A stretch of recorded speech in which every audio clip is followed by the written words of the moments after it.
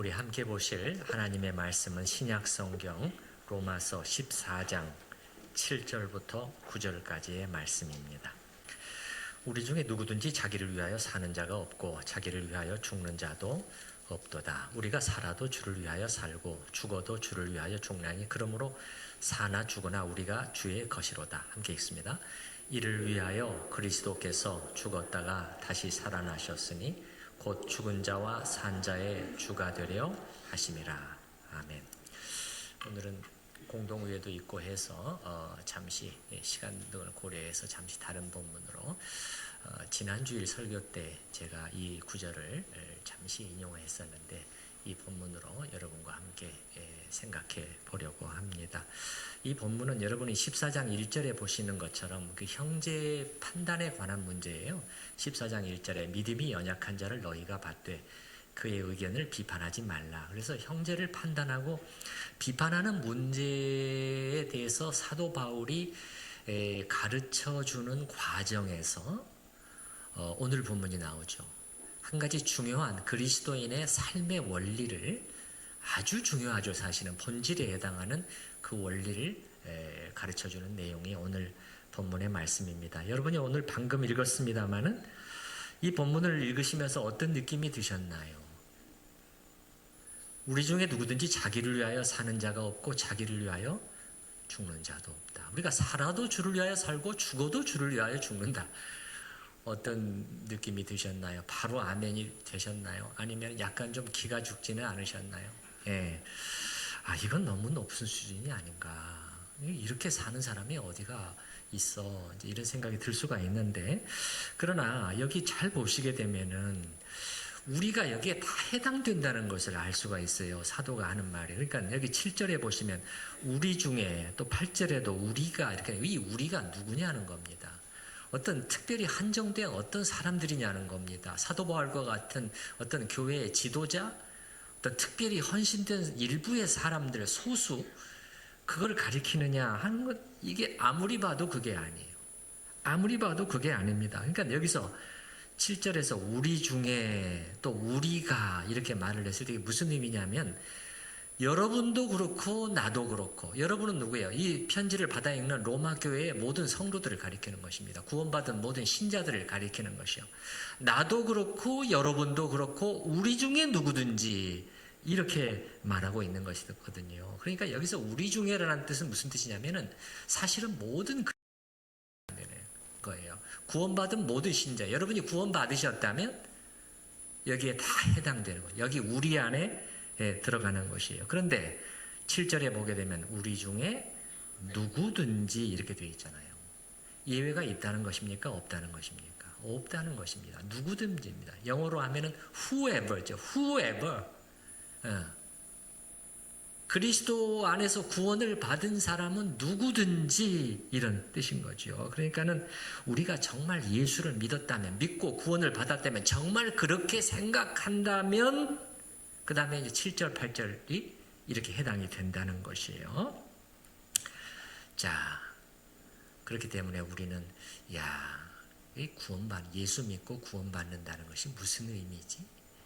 이 가벼운 의미가 아니구나 하는 것을 금방 또 느끼게 됩니다. 그러면 여러분 안에 일어날 수 있는 질문이, 아니 왜 이렇게까지 해야 되지요? 아니 그냥 예수 믿고 교회 나오고 주일 빠지지 않고 헌금도 좀 하고 또 적당히 봉사도 하고 이것도 쉬운 일이 아니잖아요. 그 정도면 되는 것 아닙니까? 아니 무슨 더 이상 자기를 위해서 살아서는 안 된다. 이거 너무 높은 수준 아닙니까?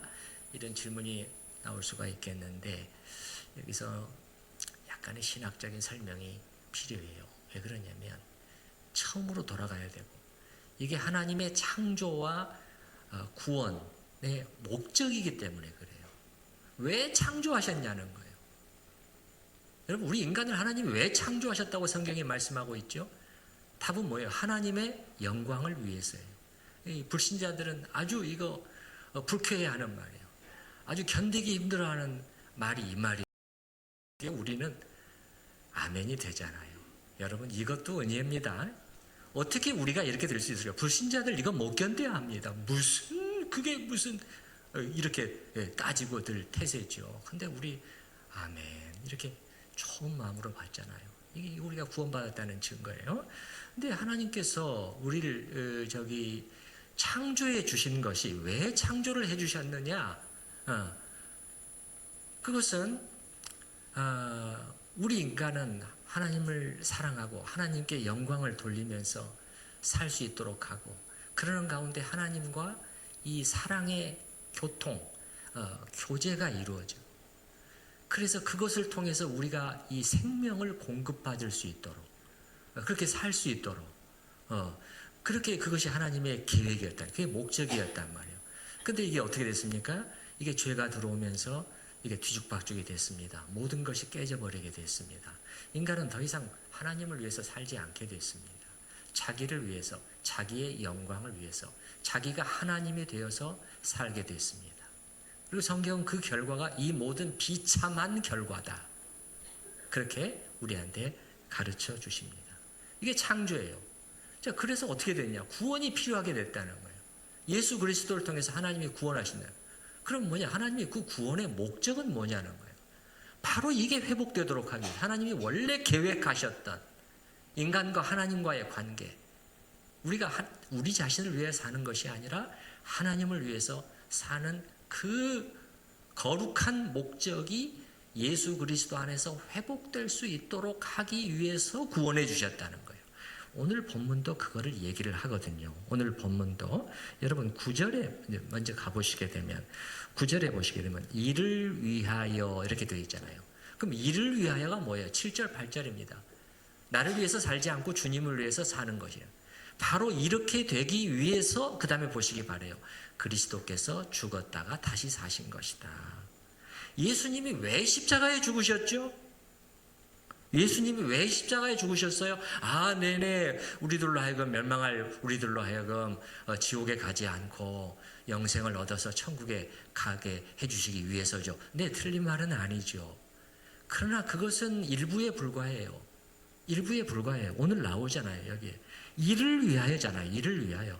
7절 8절처럼 원래 하나님의 목적이, 창조의 목적이 다시 우리 안에서 회복될 수 있도록, 예수 믿는 사람들 안에서는 이게 회복될 수 있도록 그렇게 하기 위해서 그리스도께서 죽으셨고 다시 사셨다. 이게 무슨 말이에요? 이 말이 다른 말로 하면 구원의 목적이 7절 8절이라는 것입니다. 구원의 목적이 7절 8절. 그래서 이것은 성경의 일관된 진술이에요. 어느 한두 군데만 나오는 게 아닙니다. 제가 다른 한 군데만 딱 읽어드려 볼 테니까 얼마나 그대로 맥이 통하는지 한번 들어보시기 바랍니다. 고린도후서 5장 15절 말씀인데, 그가 모든 사람을 대신하여 죽으심은, 그리스도께서 모든 사람을 대신하여 죽으신 이유는 이렇게 나오잖아요. 목적은 그거죠. 살아있는 자들로 하여금 다시는 그들 자신을 위하여 살지 않고 오직 그들을 대신하여 죽었다가 다시 살아나신 이를 위하여 살게 하려 함이라. 이게 목적이다. 구원의 목적이에요. 구원의 목적. 자, 이제 답이 나왔습니다. 그러면 어떻게 되냐? 이제 이걸 우리한테 적용시키면서 살아야 되지 않겠어요? 적용시키면서. 네, 신학적인 답은 네네 잘 알겠습니다. 교리적인 네 설명 잘 들었습니다. 거기서 끝나면 안 되는 거죠. 이게 우리의 삶의 목표가 될 수 있도록 그렇게 해야 되는 것이죠. 8절에 있는 것처럼 어떻게 해요? 살아도 누구를 위하여? 주를 위하여 살고, 죽어도 주를 위하여 죽는. 이것이 여러분의 매일의 삶의 목표가 되도록 한번 해보시라고 저는 이 아침에 여러분에게 감히 권해드리고 있는 것입니다. 아침에 하루를 시작하면서부터, 아직 몸은 찌뿌다고 눈은 잘 떠지지 않고 몽롱한 상태에서부터, 거기서부터 한번 적용해 보는 것입니다. 나는 오늘 나를 위해서 살게 되었는 것이 아니다. 그렇게 살라고 나한테 오늘 24시간이 주어진 게 아니지. 하나님의 말씀은 너무도 분명하지. 그리고 이 사실을 수시로 자기 자신에게 상기시키면서 살아보는 것이에요. 이렇게 하면 여러분이 금방 잘 될 것이다. 저는 그렇게 말씀드리고 있지는 않습니다. 전혀 그렇게 살아오지 않았는데 어떻게 그렇게 금방 잘 되겠어요? 계속 실패하고 넘어지죠. 그러나 어떻습니까? 그래서 경건의 훈련이 필요한, 경건의 연습을 하라고 성경에서 말씀하잖아요. 훈련의 특성은 뭡니까? 반복입니다. 운동선수들 안 되고 안 되는 것을 뚫어내잖아요. 그 한계선을 계속 넘어가잖아요. 어떻게 되는 거예요? 계속해서 반복하고 단련시키고 하면서 그 고지에, 높은 고지에 도달하는 거 아닙니까?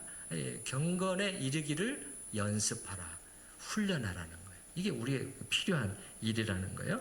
우리가 이렇게 자꾸 해보면은 자기에게 집착하는 것에서 우리가 벗어날 수 있다는 것을 알 수가 있어요. 여러분, 우리 안에 있는 이 회귀 본능, 이 경향성입니다. 끊임없이 우리는 자기 자신에게로 돌아갑니다. 내 이익, 내 유익, 내 돈, 내 문제, 내가 어떻게 되는 건가? 우리는 끊임없이 여기에 붙들려 있습니다. 그런데 여러분, 여기서 놓여야 돼요. 이게 구원입니다. 그게 자유예요. 그게 자유예요. 그렇지 않으면은 자기에게 묶이게 됩니다. 이게 또 종노릇이에요. 여러분, 예수님께서 유대인들한테 뭐라고 말씀하셨죠? 죄를 짓는 자마다 죄의 무엇이라? 죄의 무엇이라? 죄의 종이라 그러셨잖아요. 무슨 말이에요? 종이라는 단어를 쓰셨을 때 예수님께서 품꾼의 종을 라는 단어를 쓰시지 않았어요. 노예, 진짜 노예라는 이 단어를 쓰셨다고요. 이 로마 시대의 노예들 알잖아요, 여러분. 예수님께서 그 로마 통치하에 사셨잖아요. 죄를 짓는 자마다 죄의 노예다. 그럼 이 말을 딱 들으면은 사람들한테 무슨 모습이 떠오르는 거예요? 쇠사슬에 묶여서 있는, 시장에 서 있는 그 노예들의 모습이 떠오르는 것이에요. 그 노예라는 거예요. 죄를 짓는 자는 죄의 노예야. 그러면은 이 단어에서 죄라는 단어에 가장 가깝게 하나를 바꿔볼 수 있다면 그게 자기예요. 자기. 자아입니다. 죄를 짓는 자마다, 그러니까 이렇게 된 거예요. 죄를 짓는 자는 죄의 종이다. 이렇게 말씀하셨는데, 다른 말로 하면 자기의 종이라는 거예요. 여러분, 이 점을 생각해 보신 적이 있나요? 자기의 노예가 되어 있는 것이 우리 인간의 비참한 하나님에게서 떨어져 나온 우리 삶의 결과라는 것이, 예수님께서 이 사슬을 끊어주신 거예요. 자기에게 묶여있는, 그 발버둥 치더라도 빠져나오지 못하는 노예들이 어떻게 그 사슬을 끊어낼 수가 있어요? 한번 묶이면 못 끊었습니다. 못 빠져나와요. 우리도 못 빠져나오는데 예수님께서 그 십자가로, 그 은혜로 이 사슬을 끊어주신 거예요. 영적인 사슬을 끊어주신 것입니다. 그래서 삶의 목적을 이제는 자기에게로부터 옮길 수 있도록, 하나님에게로 옮길 수 있도록 그렇게 살게 해주신 것이에요. 그런데 여러분, 이렇게 살면, 우리가 이렇게 살면 그냥 힘만 들고 부담만 되고 기분이 점점 안 좋아지고, 그래서 점점 불행해질까요? 여러분 어떻게 생각하십니까? 그렇지 않습니다. 그렇지 않아요. 반대입니다. 반대예요. 그 하이델베르크 요리문답 제가 주일 오후에 말씀드린 적이 있는데, 이거는 심지어 이걸 뭐라고 부르느냐, 우리의 위로라고까지 말하고 있어요. 이게 우리의 위로다. 우리의 하이델베르크 요리문답 제 첫 번째 질문이 뭐냐면, 살아서나 죽어서나 당신의 유일한 위로는 무엇입니까? 위로라는 단어로 시작을 해요. 이 위대한 훌륭한 이 요리문답이 신앙 고백서가 말이죠. 위로가 무엇입니까? 여러분의 위로는 무엇인가요? 무엇이 여러분의 위로인가요? 답이 이거예요. 살아서나 죽어서나 나는 나의 것이 아니요, 몸도 영혼도 나의 신실한 예수 그리스도의 것입니다. 이게 위로라는 거예요. 왜 위로가 되는가를 제가 지금부터 점점 설명해 드릴 것이에요. 그래서 우리가 삶의 목적을 나로부터 하나님께로 옮기는 순간에 벌써 달라지기 시작해요. 성령께서 주시는 자유함이 내 안에 움직이기 시작하고, 여기서부터 오는 기쁨도 있습니다. 예, 기쁨도 있어요. 이런 자세로 살았던 사람이 사도 바울. 제가 볼 때는 사도 바울은 정말 자유인이었다. 이런 의미에서. 빌립보서에 보게 되면 그가 로마 감옥에서 쓴 것인데 빌립보서 1장에서 자꾸 죽음에 대해서 말을 한단 말이에요. 그럼 왜 죽음에 대해서 말을 하느냐?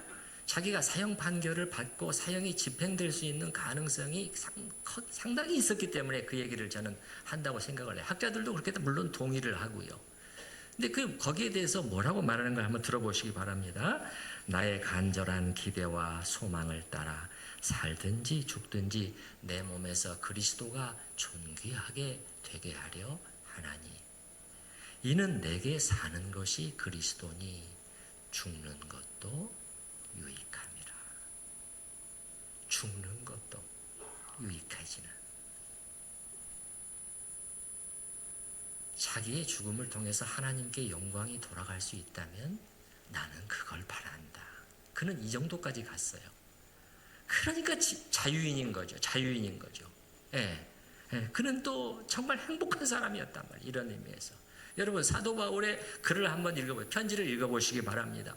뭐 이렇게 너무 힘들다, 우울하다, 아주 고통스럽다, 살 재미가 없다, 그런 분위기가 풍겨납니까? 아니잖아요. 이게 뭐지? 이게 뭐지? 하는 질문을 계속 던지게 하는 그러한 이 외침들이, 간증들이 사도 바울에게 계속해서 우리에게 전달되고 있잖아요. 왜 이렇게 될 수 있는 것이에요? 그러니까 바로 이렇게 되는 것이 하나님이 우리를 향해서 바라시는 그 삶의 목표란 말이에요. 수준이란 말이에요. 그리스도의 장성한 분량이 충만한 데까지 이르는 그 수준이에요. 그게 우리의 목표 지점이 돼야 되는 것이에요. 사도 바울도 나를 본받으라 그렇게 말을 하잖아요. 그런데 자 여기 8절에 보다 이제 구체적으로 들어가 보도록 하겠어요. 자 살아도 또 죽어도 이렇게 말씀을 하고 있는데 그럼 보다 구체적으로 어떻게 하면서 사는 것이 이렇게 사는 것입니까? 했을 때 우리는 너무 거창하게만 생각할 수 있어요. 그러면 주님을 위해서 순교하는 그런 것만 생각할 수 있는데 지금은 순교하려고 해도 순교할 수도 없어요.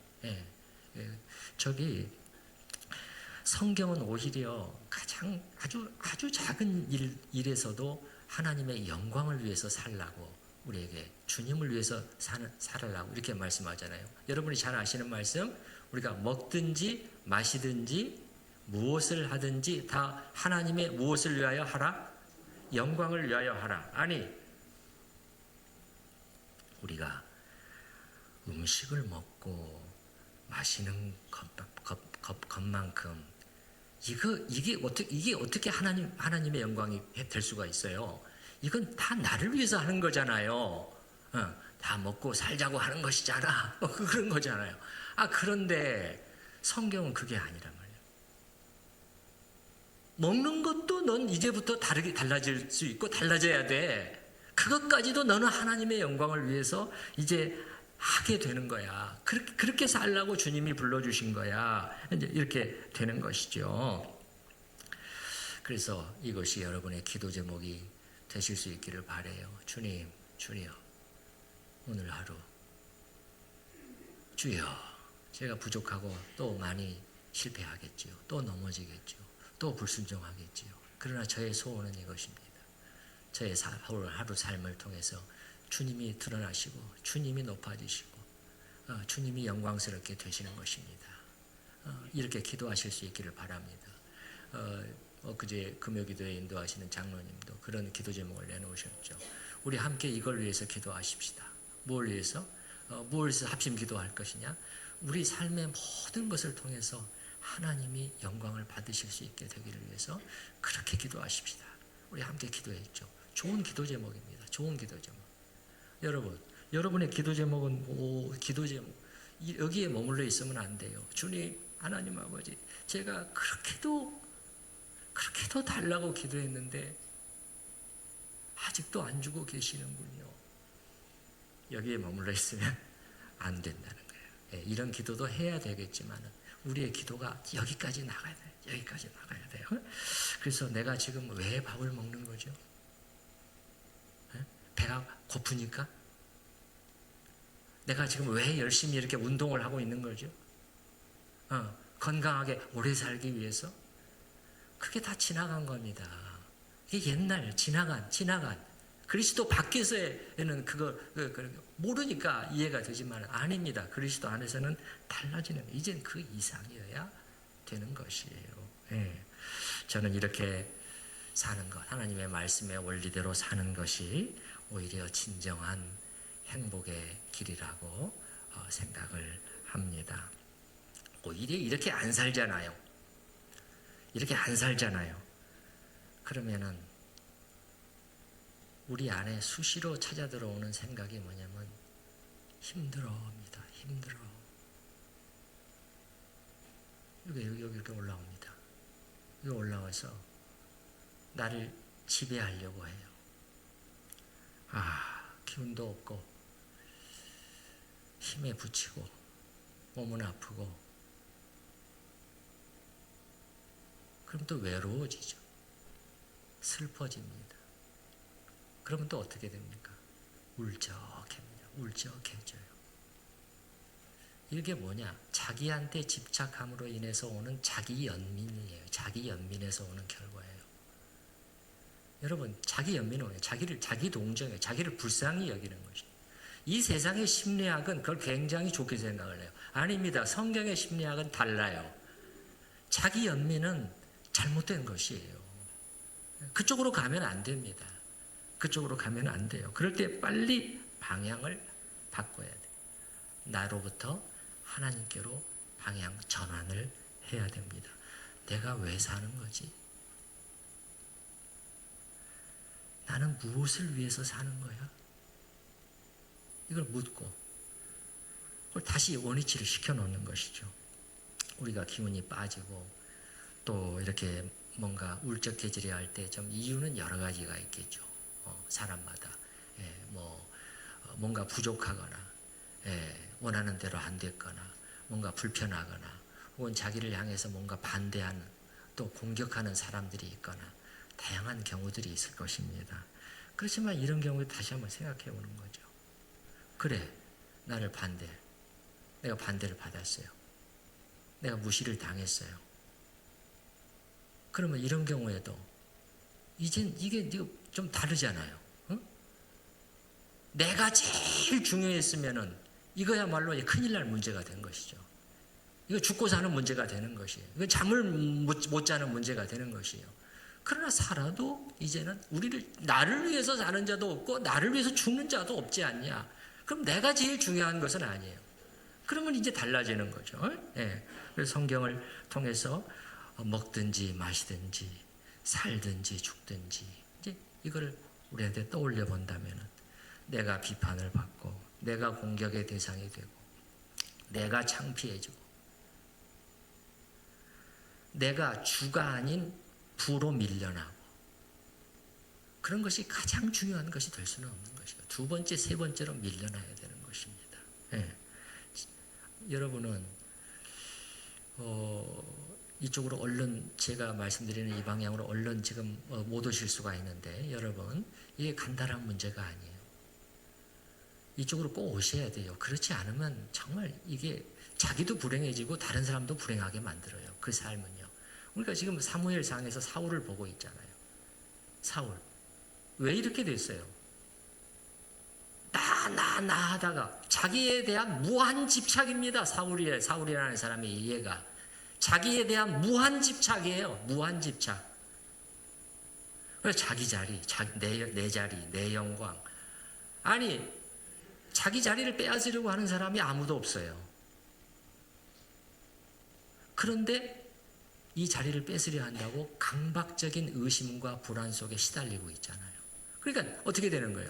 나 하다가 어떻게 돼버렸어요? 자기도 망치고 나라도 망치고 자기도 불행해지고 가족들도 슬프게 하고 다윗은 고통스럽게 만들고 어떻습니까 여러분?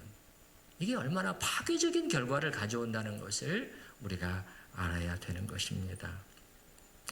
우리가 그리고 하나님 중심으로 이 삶의 방향을 옮기잖아요. 참 유익한 점이 많은데 그 중에 하나가 뭐냐면 선택과 결정에 큰 도움을 줍니다. 우리 삶은 여러분 많은 선택, 결정에 의해서 이루어지거든요. 그런데 여러분이 어떤 결정들을 해나가실 때 이 기준을 한번 적용해 보시라는 거예요. 이 기준을. 뭐죠? 하나님의 영광을 위한다면 나는 이 문제를 어떻게 해야 되지? 이쪽인가 이쪽인가 했을 때 그냥 요 생각만 하시지 말라는 거예요. 요 계산만 하시지 말고 우리는 지금 다른 기준이 우리한테 들어와야 된다는 거예요. 다른 기준이에요. 이게 하나님께 영광을 돌리는 길인가? 아닌가? 예를 들자면은 젊은 분들 같은 경우는 내가 이 사람과 결혼을 할 것인가 말 것인가? 내가 어떤 직장을 선택할 것인가? 내 아이의 교육 문제와 관련해서 이 문제를 어떻게 할 것인가? 부부 간의 의견 대립이 있을 수도 있겠죠. A로 보내야 된다, B로 보내야 된다. 생각을 해야 되는 이쪽인가 저쪽인가? 혹은 우리 집의 이사를 어디로 할 것인가? 여러분이 이사할 집과 이사할 장소를 생각을 하시면서 하나님의 영광을 생각해 보신 적이 있나요? 안 해요. 이게 잘못된 거잖아요. 잘못된 거잖아요. 목회자인 저로서는, 저 같은 경우에는 어떤 의사결정을 내릴 때, 또 교회 전체와 관련된, 혹은 저 개인과 관련된 어떤 의사결정을 내릴 때, 또 생각을 해야 되는, 이 기준을 들이대야 되는 것이죠. 또 큰 일뿐만이 아닙니다. 작은 일들도 마찬가지예요. 작은 선택들. 오늘 누구를 만날 것인가? 내 발걸음을 어디로 향할 것인가? 누구랑 통화를 할 것인가? 그 대화의 자리에서 나는 어떤 말을 주고받을 것인가? 혹은 또 교회의 모임이나 이런 자리에서 나는 이 말을 할 것인가 말 것인가? 배우자가 뭔가 못마땅할 때, 또 꼭 이렇게 해줬으면 좋겠는데 그렇게 안 하고 있을 때 내가 이 사실을 어떻게 말해야 될 것인가?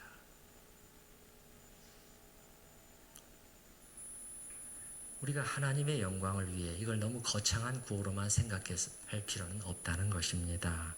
이렇게 삶 속의 작은 선택에서도 우리는 무엇을 하든지 먹든지 마시든지 주님의 영광을 위해서 선택하는 그러한 연습을 해보시기를 바랍니다. 사도 베드로도 이 두 가지 영역을 예를 들면서 뭘 예를 드냐? 하나는 말을 하는 것, 두 번째는 교회에서 봉사를 하는 것. 요거를 가지고 하나님의 영광과 연결시키고 있더라고요. 제가 한번 읽어드려 볼게요. 그냥 들어보세요. 베드로전서 4장에 보면 만일 누가 말하려면 하나님의 말씀을 하는 것 같이 하고, 말하는 것도 하나님과 연관시키는 거예요. 자기가 하고 싶은 말을 막 그냥 하고 싶은 대로 하는 것이 아니라는 것이에요. 이제서부터는 달라져야 된다. 우리가 살아도 주를 위하여 살고 죽어도 주를 위하여 죽는 것이 아니냐. 나를 위하여 사는 것이 아니지 않냐. 그러면 그 말을 이제는 주님을 위해서 해야 되지 않냐. 그거죠. 네, 주님을.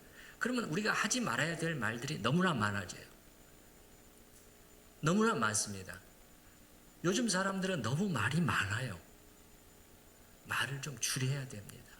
쓸데없는 하지 말아야 될 말들을 너무 우리는 무한히 뿜어내고 있는 그런 현실이 많아요. 만일 누가 말하려면 하나님의 말씀을 하는 것 같이 하고, 그 다음에 또 뭐가 나요? 누가 봉사하려면, 교회 봉사 아닙니까? 교회 봉사, 식당 봉사, 청소 봉사, 주일학교 찬양으로, 또 주일 대표 기도로, 수요일 대표 기도로, 또 새가족부로. 만일 누가 봉사하려면 하나님이 공급하시는 힘으로 하는 것 같이 하라. 이것도 하나님과 연관시켜서 하라는 거예요. 하나님을 생각하면서 하나님께 드리는 봉사로 해야 된다는 거예요. 그 다음에 이제 이렇게 말해요. 이는 범사에 예수 그리스도로 말미암아 하나님이 영광을 받으시게 하려 함이니. 범사에잖아요, 여러분. 범사에. 우리가 하는 모든 일에서 하나님이 영광을 받으시게 할 수 있게 하기 위해서 여러분은 이렇게 하시오. 이게 구원의 목적이기 때문에 그렇습니다. 구원의 목적. 따라서 해보십시다. 구원의 목적. 잊으시면 안 돼요. 잊으시면 안 돼요.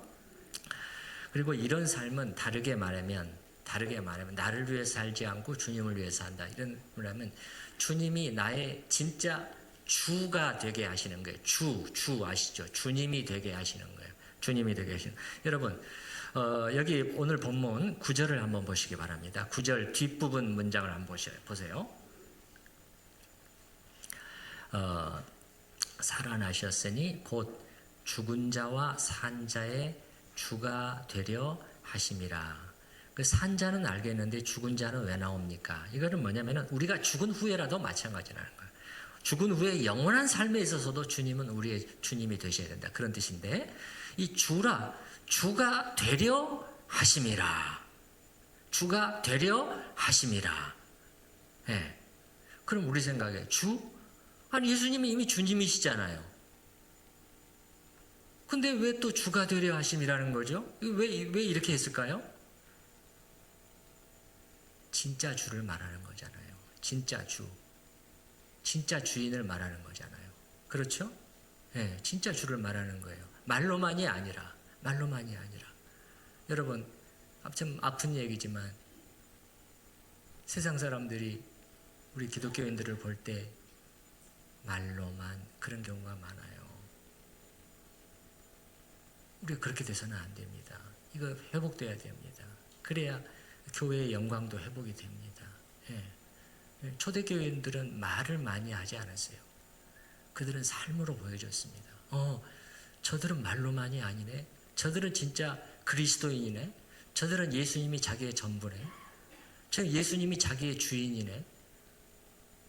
그걸 보고 그들이 굴복하기 시작했단 말이에요. 그걸 보고. 예. 그래서 우리가 말로만이 아니라 실제로 나의 삶 속에서 주인이 되게 하시는 거죠. 이 주라는 것은 영어로는 Lord인데, Lord. 또 쉽게 말하면 주인이라는 거죠. Master라는 거죠. Master. 그러면 주인과 종의 관계를 말하는 거예요. 이 단어는 주인과 노예의 관계를 말할 때 쓰는 주라는 단어입니다. 그러면 주인은 누가 주인이에요? 결정권을 가지고 있는 사람이 주인입니다. 결정권을 가지고 행사하는 사람이 늘 주인이잖아요. 그렇죠? 네. 주님이 나의 삶에서 주인이 되게 하시는 거죠. 결정권을 행사하시게 하는 거죠. 그래. 저거 나 귀찮은 일이야. 우리는 참 편하고 싶어 하는 존재잖아요. 네. 하고 싶지 않아. 피할 수 있잖아요. 그런데 생각해 보는 거죠. 내 안에서 주님은 뭘 원하실까? 그래. 내가 움직이자. 내가 다가가자. 이게 주님이 주인 되시는 거죠. 그게 예수 믿는 삶이라는 거 아닙니까? 예수 믿는 삶이라는 거 아니에요? 우리 교회에 등록하신 어떤 한 성도님과 대화를 하는데 교회에 왔는데 저한테 이렇게 다가와 주시는 분들이 있었습니다. 그런데 그게 그 속에서 따스함과 진실함이 느껴졌습니다. 이게 참 좋은 교회구나. 다른 교회에서는 그렇지 않았다는 거예요. 내가 이 교회에 함께 해야 되겠다. 그러면 그 다가가는 분들은 그게 쉬운 일이었겠어요? 귀찮은 일입니다, 여러분. 주일날 나도 예배 드리고 나서 좀 쉬고 싶어요. 그렇잖아요? 다들 편하게 있고 싶은 것입니다. 나랑 말이 통하는 사람들, 쉽게 대화할 수 있는 사람들이랑 식사하고 싶은 것입니다. 그러나 그렇게만 해서 어떻게 하나님이 보내주시는 이 세 가족들을 우리가 우리의 식구들로 함께 흡수할 수가 있겠어요? 불편함을 감수해야 되는 것입니다. 친한 사람들하고만 식사하지 마세요. 이제는 달라져야 됩니다. 다가가야 됩니다. 여러분, 어떤 새신자가 와서 함께 식사할 사람이 없을 때 우리 교회에 절대 정착을 못합니다. 생각해 보세요. 못합니다. 누가 그 일을 해야 됩니까? 여러분이 하셔야 되는 거예요. 주님이 나의 주인이 되게 하시는 거죠. 나 싫어, 귀찮아, 내가 왜 아쉬울 게 없는데. 근데 아니죠. 주님이 주인 되시게 하는 거죠. 그러면 하나님이 나를 통해서 일을 하시는 거예요. 예, 그겁니다. 그래서 주가 되려 하심이라. 여러분이 예수님이 여러분의 진짜 주님이 되실 수 있기를 바랍니다. 예, 우리가 이렇게 주님을 섬기면 주님이 얼마나 예수님이 기뻐하시겠으며 나를 통해서, 여러분을 통해서 영광을 받으시겠어요. 예. 그래서 오늘 본문 말씀이 가르쳐주는 이 영적인 원리를 수시로 자신에게 상기시키면서 우리는 살아야 되는 것인데, 자, 한 가지만 더 말씀드리면, 이것도 제가 영적인 온기를 유지하라고 말씀드렸잖아요. 예, 흘러 떠내려가지 않기 위해서 들은 것에 더욱 유념하고 말씀드리면서 우리 내면의 신앙의 온도가 식어버리는 것을 허용하면 안 된다. 찬 공기가, 찬바람이 휙휙 부는 걸 불지 않도록 해야 된다고 그랬잖아요. 그러려면 어떻게 해야 되느냐? 한 가지 방법이 계속 불을 떼야 된다고 그래요. 불을 떼야 된다. 군불을 떼는 겁니다. 이렇게 자꾸 하나님의 영광을 위하여, 하나님의 영광을 위하여 계속해서 상기시키고 해보고 할 때 어떻게 되는 거예요? 불이 떼지는 겁니다. 내 영적인 온도가 상승하는 것이에요. 자, 오늘 본문 말씀을 통해서 이 말씀이 의미를 우리가 들여다보았고, 또 이렇게 사는 것이 얼마나 우리에게 유익을 가져다 주는지, 그렇지 않는 것이 참으로 불행한 결과를 가져온다는 것을 우리는 살펴봤습니다. 참으로 우리 성도님들 이것을 위해서 기도하실 수 있기를 바라고, 그리고 실제로 시도해 보실 수 있기를 바랍니다. 아침에 눈을 떴을 때부터 시작해 보시기 바랍니다. 오늘 나에게 왜 24시간이 주어졌지? 내가 왜 팔다리에 다시 힘이 돋고 내가 움직일 수 있는 것이지? 무엇 때문에 하나님이 나에게 오늘 하루를 주신 거야? 이거를 생각을 해보시면서 다시 한번 여러분의 방향을 하나님께로 돌려보시기 바랍니다. 하나님께서 분명히 여러분 안에서 일하시는 것이 있고, 여러분에게 주시는 이 생명, 영적인 생명이, 약동하는 생명이 있을 것입니다. 자, 제가 기도하겠습니다. 주님,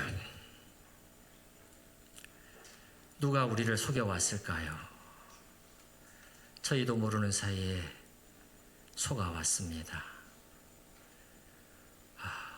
나를 위해서, 나에게 집착되어서, 나에게 묶여서 사는 것이 나 자신에게도 불행이요, 다른 사람들까지도 불행하게 만드는 그 삶이라는 것을 저희는 다시 깨닫게 되었습니다. 주님은 예수 그리스도 안에서 우리를 구원해 주시기를 원하십니다. 건져 주시기를 원하십니다. 주님께서 그렇게 하기 위해서 이 사슬을 끊어주셨사온데, 주님, 자기에게 다시 묶여 종노릇하는 이러한 비참한 삶을 계속해서 언제까지 영위할 것인지, 주여 이제는 달라지게 하여 주시옵소서. 주여, 저희가 주님을 위해서 산다고 할 때 너무 거창한 쪽으로만 생각하지 않게 하시고, 내 삶의 작은 선택들 속에서 시작하게 하여 주시옵소서. 참으로 먹는 것과 마시는 것까지 주님의 영광을 위해서 내가 할 수 있다면 주님, 얼마나 감사한 일인지요. 얼마나 감사한 일인지요. 한번 해보겠습니다. 계속 넘어지겠지만 다시 일어서겠습니다. 경건의 연습을 계속 해보겠습니다. 주여, 저와 함께 하여 주시옵소서 라는 고백으로 나아가게 하여 주시옵소서. 예수님의 이름으로 기도하옵나이다. 아멘. 우리 찬송가 326장 1절부터 4절까지만 부르도록 하겠습니다.